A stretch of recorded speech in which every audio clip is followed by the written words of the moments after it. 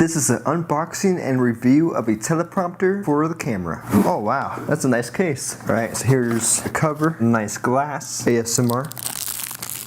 Alright, then the last item. Actually, there is one more item, and here's the remote. Here's the instructions, and there's actually an app that you can download that runs the remote. Okay, so I am now using my iPad. I downloaded the app and I wrote down the practice text. Okay, so one thing that I noticed is I was using the autofocus to film this video. Once I set the camera into the teleprompter, I was not able to use autofocus. So I'm using manual focus now. I don't have the batteries for this remote. I wish it came with the batteries, so tomorrow I'm gonna go get those and then try it out with this. But for right now, I'm just using my iPad and I'm gonna test it out on manual. This is a test.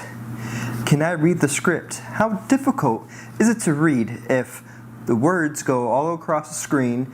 Can I still read it?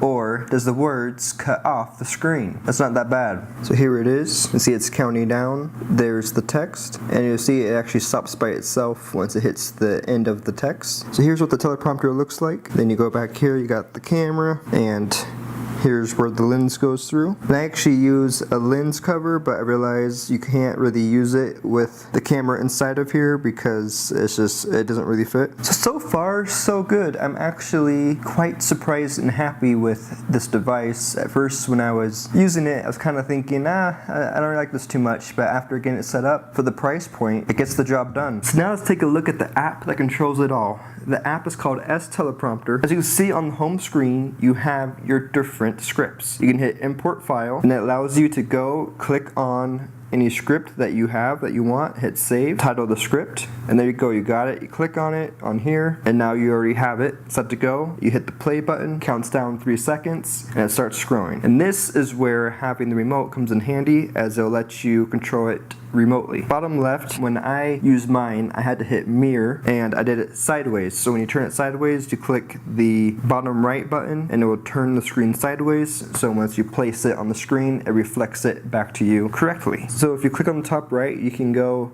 edit. Something that threw me off at first, as you'll see, script and scroll through the S, and then it has the rest on the bottom left of it, instead of having the S go to the bottom, so it says script. But when you actually go to play it, as you can see on the actual teleprompter part, it has the words all correct. Bottom left, display area full, back to fit, and custom, or you can shorten it or make it bigger. Don't know what this does. Let's see what it does. Oh, okay, that's cool. It makes it easier to know what line you're reading. Font size, so you can make the font bigger, you can make it smaller, change the color, change the background color, make it easier to read. As you can see, you can change the page modes, so you got scroll, you can have how fast you want the speed to go, you can also control it with the remote. Countdown gives you 3 seconds, 5 seconds, 10 seconds, or none, so when you hit play, it gives you a countdown so you can get ready to read the script. Let's see what Reel does. So Reel just has it, I guess, all in one line, cover. The other thing you can do is if you just want to start typing, hit add script. So once you have that written down, you hit save. So you save the title, new script, click on it, and there you go. You now got your script ready to go. Alright, so now I got the batteries in the remote. I gotta say, this remote is awesome. So you got several different buttons here. If you click on Y,